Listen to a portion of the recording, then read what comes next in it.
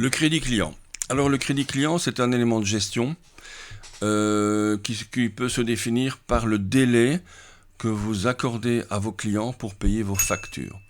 Alors si on prend une facture quelconque, voilà ici par exemple le panneau des factures impayées, on va prendre une facture et il est clair que quand on l'a créée, on a demandé au client, je vais peut-être remettre quelque chose de plus normal ici, de la payer à 30 jours fin de mois. Donc on accorde au client un crédit de 30 jours sur le paiement de sa facture. Alors il y a moyen de contrôler ça pour l'ensemble des factures et c'est un élément important de gestion car il peut vous mettre le nez sur un problème typique des petites sociétés, c'est de laisser courir le crédit client. Si on va dans le panneau gestion, dans le module gestion, on va voir le bouton tableau de bord. Je vais allumer le tableau de bord. Il y a des choses qui sont classiques et facilement explicables comme le chiffre d'affaires, les amortissements, mais voici le crédit client, le fameux crédit client. Alors ici on a une courbe qui est un peu, comment vais-je dire, fantaisiste, mais qui correspond à la visualisation en fait des délais que vous avez accordés à vos clients pour payer vos factures. Alors cette courbe se lit comme ceci. Nous avons ici la 307, tous ces chiffres-là, 224, 142. Il y a des chiffres plus normaux qui sont comme 27 et 47 ici. Ces chiffres correspondent aux jours entre la date de départ de la facture jusqu'à son paiement. Encore une fois, ici, le graphique est assez fantaisiste. Par contre, si je prends un client, vous pourrez faire ça pour l'ensemble de vos factures, mais aussi pour un client particulier.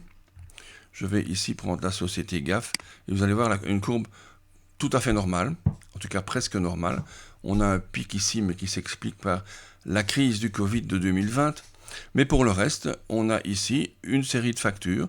Donc chaque point de l'abscisse correspond à une facture, avec des paiements à 28 jours, à 21 jours, 19, 9, 9, 10, 10, etc.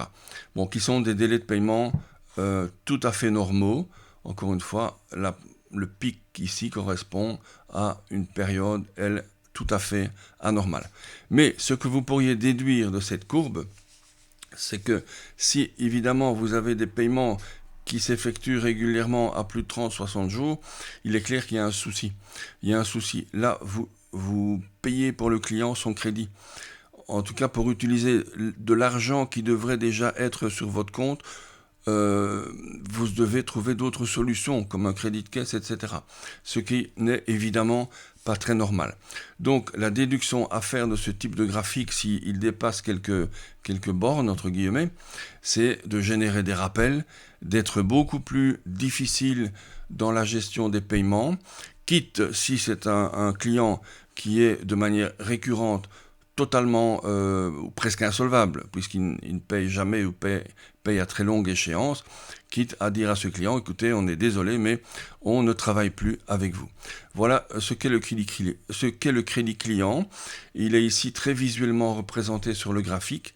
Alors vous avez sa définition ici. Donc ici en fait les gros boutons du tableau de bord permettent d'accéder à des ratios ou des indicateurs particuliers. Et alors vous avez chaque fois un petit bouton, une petite flèche à la droite du bouton principal qui vous donne l'explication de l'indicateur en question avec éventuellement sa méthode de calcul, etc. Voilà pour ce qui est du crédit client.